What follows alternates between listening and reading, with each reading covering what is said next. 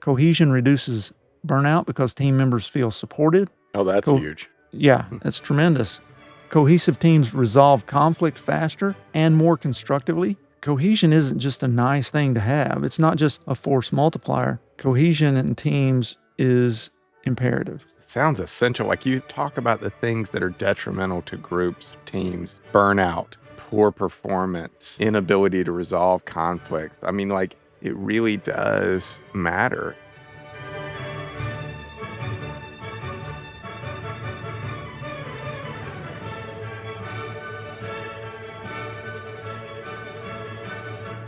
Welcome to Science of Leadership, where we explore the art and share the science behind what makes great leaders and how you can become one.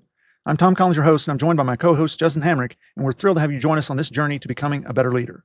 Tom, I want to start off throwing out a topic that I wanted to discuss today, and it's really been on my mind with a lot of things that are going on, and it's really the concept of cohesion. And what I mean by that is every leadership is some part of a team. So how do we keep those teams together? How do we keep them from falling apart? And how do we create that team cohesion? That's what I really wanted to dive into today. That's a great topic, Justin. And my undergraduate degree is in chemistry. So when I think about cohesion, I start getting all nerdy and thinking about types of bonds and that sort of thing. But molecules. Right. And so just as, as we are defining what is it we're talking about, thinking about cohesion, we've got adhesion and we've got cohesion, right? And so adhesion is basically, if you think about materials that stick to something, right? Like one thing is sticking to the other, whereas cohesion, they're both kind of joined together. There's this interaction between both, as opposed to one is doing the adhering, both are cohering together, if you will. So basically, as I think about cohesion, and this extends to groups of people and teams, it's the relationship that brings them together and keeps them together. Is that kind of what you're thinking about, what you got in mind? Yeah, like it always comes to an example, like I think of, like in sports, there are many examples of teams on paper that you look at every skill position. The wide receiver is the best in the league. The quarterback is amazing. All of the parts look amazing. And you look at their record and it's a losing record. And when people sort of talk to it and get to the bottom of it, it's that they didn't have, it's funny you mentioned that, team chemistry. I mean, that's what they always use to describe this. So I guess the question is, does that matter outside of sports? Does that team chemistry, that cohesion, do you really need that when we're talking about other teams outside of sports? I would say the short answer is yes. I think that so often people use the analogies of athletics, sports, because they're microcosms of other spaces and things that a lot of people understand, have some commonality with. So I think that example does extend to other domains, certainly. Yeah. Then the question is, thinking about, what does cohesion look like? You mentioned athletic teams. Obviously, for us, then we also would think about things in medicine, right? Like in the space of congenital heart disease, we have, and to be honest, there are a lot of programs, if we say it that way, where cohesion is lacking, where there is difficulty. But when you have a team that really is working very well together, they're unified together, I think the performance is so much better. And people have shown that in studies in medicine, certainly congenital heart surgery and others. I guess like when we're trying to define what we're talking about, obviously, like I think people can see teams working together and say that that team has really good team chemistry. But if we're defining it, what are the traits of teams that have good cohesion? Like what, obviously you mentioned one, high performance, like not that they always have to perform high, but they are probably, if you took two teams, added team chemistry and cohesion in it, they're going to outperform the control group, if you will. What are some of the traits that, sort of come up in your research and the studies to say this is what really defines team chemistry, cohesion, rather versus adhesion, where one person's trying to hold the team together, but the others aren't really doing their part? Right. I can speak to things that create cohesion and also things that break it down. Oh, because I think that's what I really want to get into. It's like how to destroy a culture, right? Right. How to lose the locker room. When we think about the things that contribute to cohesion and strong teamwork, it's shared, insert a variable here, but it's shared purpose, shared identity, and shared goals, right? So we exist for this reason. We're all same or similar in these ways, and we're all going toward that goal. Let's use a baseball team, all right? The purpose of the New York Yankees is to be the best baseball team in the world, win the World Series every year, whatever it may be. Shared identity is we're the Yankees, and the goal is year in, year out, the World Series. So the purpose is being great at baseball. The goal is the World Series, right? So those are, again, shared purpose, identity, and goals are the things that bring folks together as a team, very fundamentally. But if we look at those things that break down teams, I think that there are three consistent patterns that we see. The first is ambiguity. People don't really know the expectations or what their roles are. If you have a team that's all anesthesiologists, right, the OR is not going to function the way an OR should function. Or if there's all primary surgeons, it's certainly not going to function the way that you would want it to. So there's ambiguity. People don't know what they're supposed to be doing and expectations and roles. Number two is lack of communication. So you don't know what others are doing or thinking or struggling with. Imagine a football team, an offensive squad that comes to the line and nobody's spoken to anybody. They don't know what play they're running. They don't know what blocking scheme they're going to have. They don't know what the running back's going to do. The wide receivers have no idea where they're going. The quarterback's just hoping that somebody gets open quickly, whatever it may be. So that's just going to fall apart. And then when it doesn't work, people are going to be unhappy with each other, and that's going to dissolve those bonds, right? And then the third thing is low relational investment. So when you only interact in a transactional manner instead of forming relationships, then that team doesn't develop.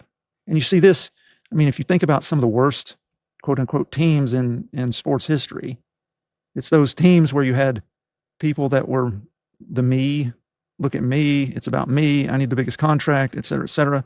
The prima donnas, the team never gels. You may have the most talent. I mean, we always can look back to, the U.S. basketball team that got blasted in the Olympics because it was a bunch of prima donnas that weren't a team. So those three things, ambiguity, lack of communication, and low relational investment are things that really will dissolve the chemistry. I want to go back to one thing you had mentioned about shared goal. Thinking about this from a leadership perspective, how do you get to a shared goal? I guess as a leader, how does that happen? I think you have to bring people together. You have to communicate as a team, and it's not by edict, right, of the leader, but it's bringing everybody on board and saying, what are your goals? And how can this larger goal help you achieve your goals? Hopefully everybody's goals will align on the same thing. But if they're not thinking about that larger goal, maybe it's something within getting to that goal that is their goal. Okay, maybe they develop some skill or some notoriety or whatever it may be that will help to get to that goal. But I think fundamentally, to have a shared goal, everybody has to come together and see that as valuable, as worthwhile putting together the effort to move toward that goal. When it's by fiat, the leader just says, this is what we're going to do. People may do it, but they won't be as invested in it in most cases. I 100% agree on the things that destroy culture and cohesion. I mean, ambiguity, like especially when people are starting jobs, if their expectation of what it's going to look like and your expectations, I mean, this is for any relationship. If they're not together, you're going to have friction and it's going to break down. Let me pause here for a second and remind our listeners that my book, The 4 Stars of Leadership, is now available on Amazon, Barnes & Noble, and essentially all online outlets. It's getting rave reviews, and I'm certain you will find it not only informative, but also inspiring. So I hope you'll order your copy today. Now let's get back to this interesting conversation. The communication I wanted to drill down on a little bit of no one likes to get 1,000 emails a day or have 1,000 meetings where you're like, oh, are we having another meeting about this? So practically, how do you, as a leader, as a leadership team, whatever it is, how do you communicate effectively? And this is probably an entire podcast of its own, things that matter to the mission and the goal without just drowning people in minutia, I guess. Like, how do you bridge I want you to be involved, I want you to be engaged, but do you need to know what's in the sausage or how the sausage is made? I guess like that's what I wanted to sort of get your input on that. Yeah, I mean, you have to know your audience and what your audience needs to know. A lot of things about communication, and I've got a whole section of my book that's on communication, and clearly there are people with PhDs in communication, and so we could talk a lot. Yes, to your point about could this be a podcast? This could be a career, but effective communication is built on understanding your audience.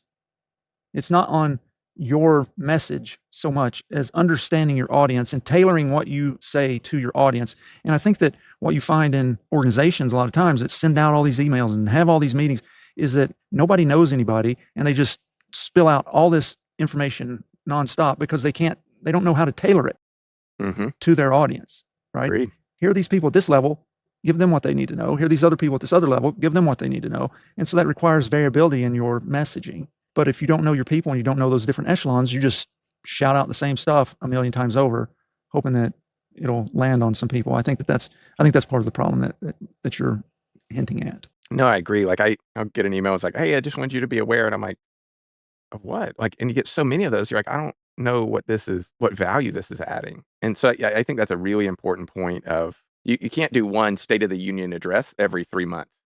Like depending on the team, assuming it's not just a couple of people, it's going to have to be tailored things to the audience. That's a really good point, because you never want to have people feel like they're in the dark or they have a lack of transparency. Because right, it's hard for the offensive lineman to buy into the play if they don't know what the play is. Like Right. they can't actually function if they're like, oh, just block. Well, am I run blocking? Am I pass blocking? Like you have to let me know what our goal is on this. Like I need to know what the receiver is doing so that I can effectively do my job. So that's a really good point that I know I've missed a lot in the past. I can personally see how that can really, really break down. And it all gets to relationship, right? Like fundamentally, it's relationship. And again, that's imperative for cohesion. You don't want to be cohering, right, to somebody that you don't have a relationship with. You're not going to if we stick with the chemistry sort of idea, you're not going to put forth the energy to create the bond. And so it's about that relationship. And communication is essential for that relationship. That's a interesting point, that in chemistry, like these bonds usually require some energy. And I don't think that's an untrue analogy to what we're talking about in leadership. That, like you said, it can't happen passively. You're not going to create cohesion by either of the parties being passive. But I think we've done a good job of defining what we're talking about in cohesion, certainly what it looks like, its traits, and the things that destroy it.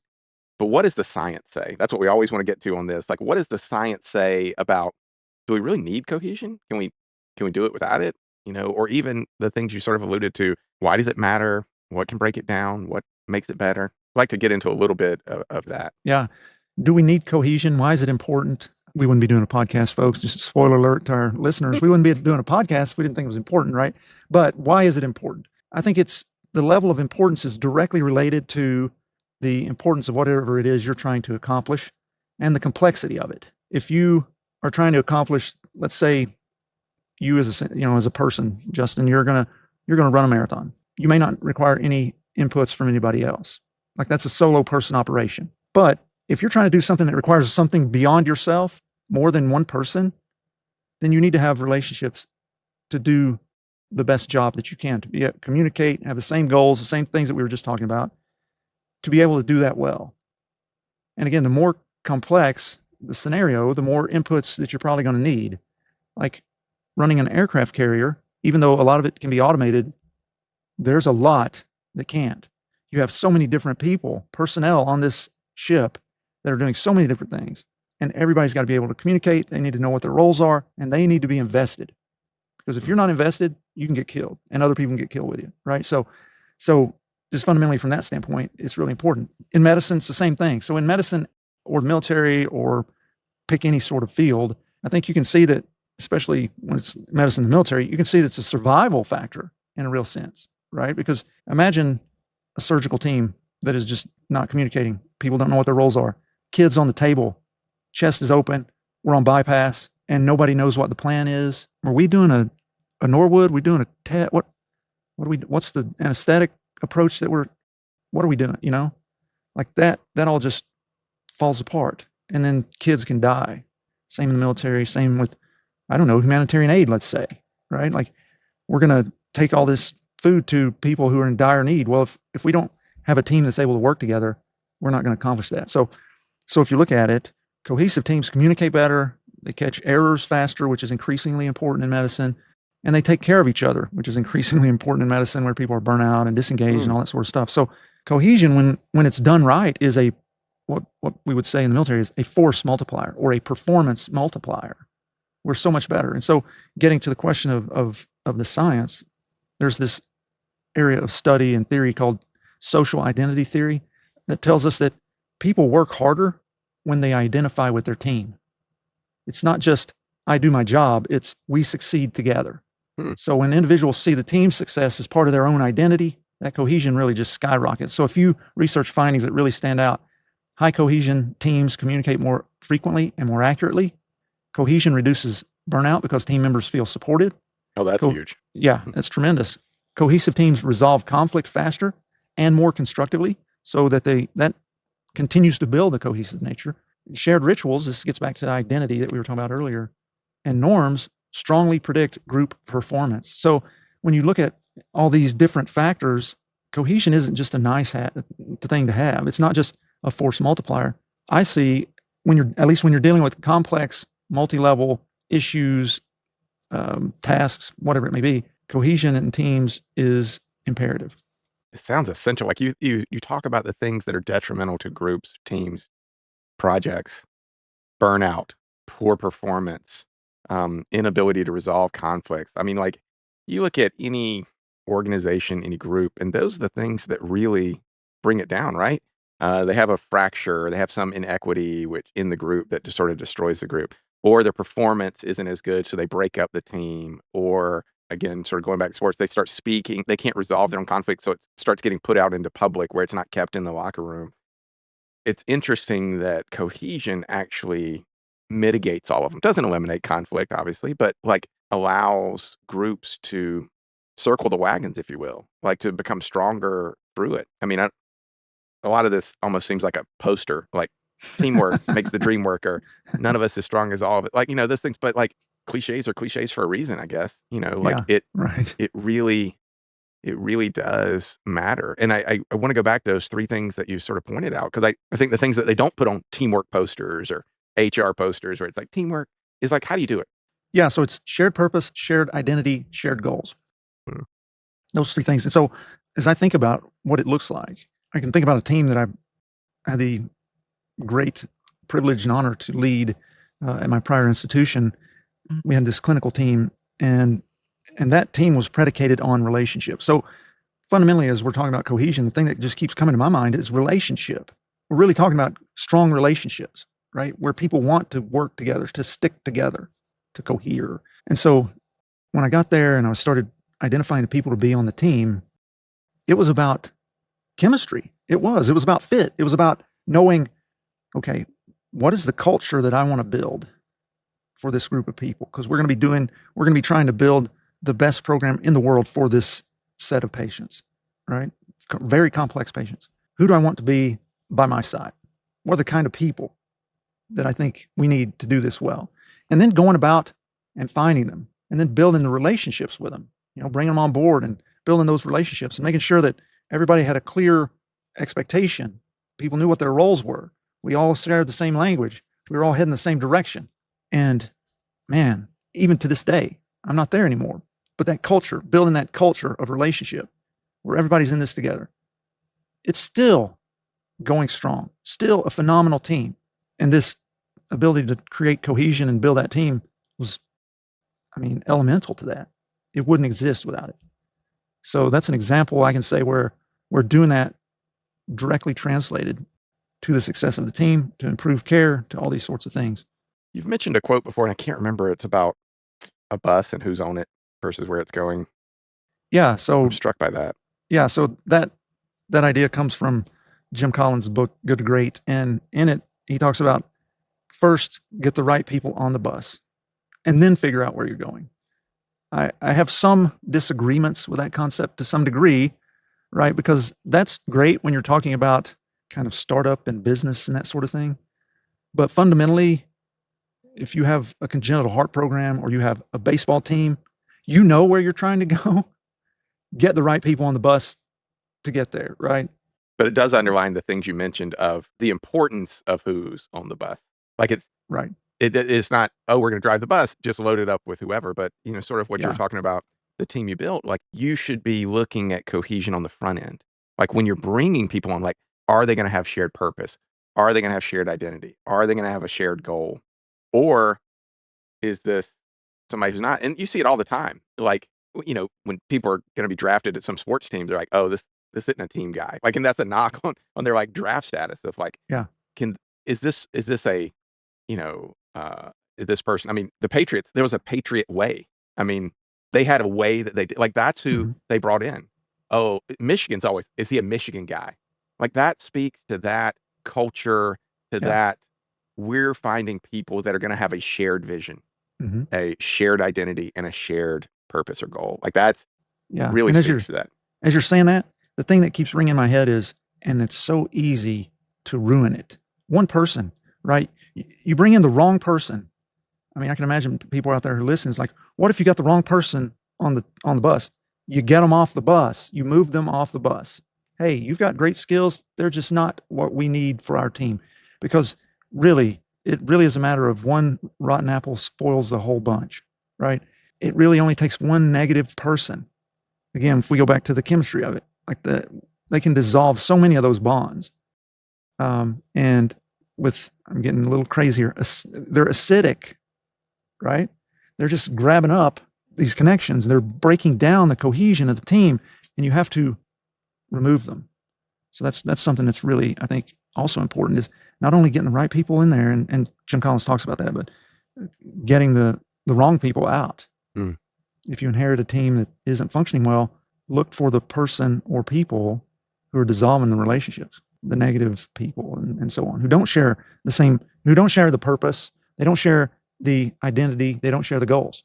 And you can't get them there. And Right. that's like through all the things, like, it's not that, well, you've got the things that destroy culture there, but then you install the things that do, relationships, all of those things, and it still doesn't, then you've got a personnel issue. Right. All right. Let's shift to some practical tips. Oof, love it when we do that. Yeah. What's the take home? Yeah, this has been another very pie in the sky type. Like, you just need strong relationships. You need shared purpose. I mean, there's a lot of, I'm thinking the next time I run into this, like, practically, how am I going to do it? And it's like, how do you do it and not it sound like you're giving a cheerleading speech, where you're like, Yeah. like, let's say you've got a new team you're forming. How do you instill it from the beginning? Like, if you had that, like, how would you do it? Yeah. So as I was thinking about 5 tools, can I just say it really bothers me when people talk about tips and tricks? Like, that's just like some noise that people use a lot now. It's like sort of buzzwords. Can you give me some tips and tricks? There was a resident in clinic 2 weeks ago with me. She was in clinic and she said something about tips and tricks. I'm taking care of children who have abnormal hearts. There are no tips and tricks. This is not about tricks, folks. All right. I didn't say that. I was just like, here's some things we're going to learn today, Anyway, so you won't find tips and tricks here on the Science of Leadership, folks. But what we can give you right now are 5 tools, okay, that I was thinking through and came up with. There are others, I'm sure, but here are 5 that I came up with.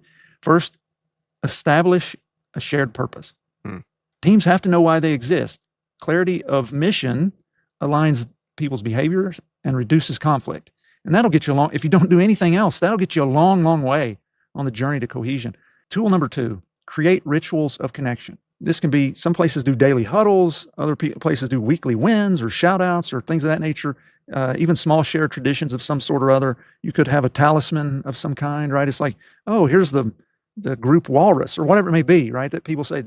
And fundamentally, that is part of what rituals of connection. If you think about sports teams, colleges, military units, other things, that's what you have. You have these rituals of connection, and cohesion grows through those repeated rituals and that interaction.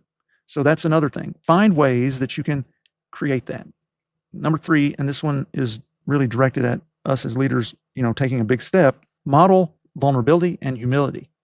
We as leaders set the tone. When we ask for input, when we admit our mistakes, we share uncertainty, others feel safer to do the same thing. So again, psychological safety, we've talked about that uncounted times here on the Science of Leadership, but that's imperative for creating trust in relationships. And again, as I've talked about already, that's the foundation of creating cohesion and great teams. Tool number 4, build what I call micro trust moments. These are small acts, right? Like checking in. Hey, how's everything going with you? Remembering details. Tomorrow's your birthday. How's your kid doing? Or it may be details about what they're working on. Hey, I know you were having trouble with X. How's that going? Offer to help in that situation. Those micro trust moments then accumulate into deep trust over time. And then tool number 5, align incentives. People are evaluated individually, but expected to act as a team in situations where you're trying to break down cohesion. Okay, cohesion suffers when we do that. We need to reward collective success, and this is actually something I've thought a lot about, especially in medicine. And, as I think about leading teams in medicine, we have a lot of people who are high performers, but it turns out if you're always just recognizing, hey, Justin is the greatest since sliced bread, over and over and over, or if it's just a small group of people who are getting those called out, and these other people who are just as important but not as visible don't get recognized, that erodes the teamwork and the cohesion. So figure out ways to reward collective success and avoid just always talking about the prize pony. So those are the five tools. So let me run back through them just real quick. Number 1, establish shared purpose. Number 2, create rituals of connection. Number 3, model vulnerability and humility. Number 4, build micro trust moments. And number 5, align incentives. Let me ask you a very practical question, mostly personal question. So you mentioned established, what was number 2? Ritual. Yeah. Establish shared rituals. Shared rituals. Mm-hmm. With COVID, we have had You got a to bring lot COVID in of here, man. movements and meetings going to Zoom, whereas before we would meet together in a room. I understand the benefit of Zoom and whatever other application you've got for people to join that may have other responsibilities where they cannot physically be there. Would you push for, in some situations, for Zoom to be pulled back and be like, hey guys, we're going to meet together? I just feel like it's very easy to disconnect and not have that shared ritual when you're on Zoom. Whereas I feel like you were saying, you get people into a room. Hey guys, every Friday morning, this is where we meet. This is where we come together and share coffee or what. Are we at a place where we can do that? I don't want to say mandate it, but like where you can really push like, guys, this is important. This is why it's important. Yeah. Well, as much as I hate for COVID to come up, seriously, this is actually a very important question. It gets to a little bit of what I was just talking with Chris Dunphy from MIT on one of our episodes, and we were talking about bringing together multidisciplinary teams and how to do that. And so this podcast is a little bit related to that, but we're talking about different material. And in that podcast, I talked about creating proximity and the value of proximity with regard to relationships. And so studies consistently show that when we're close to, literally, someone's sitting beside you, you're more likely to develop a relationship with those people than you are if somebody's across town, in another state, on the other side of the world, right? That makes sense. And for some reason, we have to prove it with science, some of these things. But anyway, proximity is very important in human relationships. And the physical component of that is very important. So yes, taking those moments to say, hey folks, I want everybody to actually attend in person.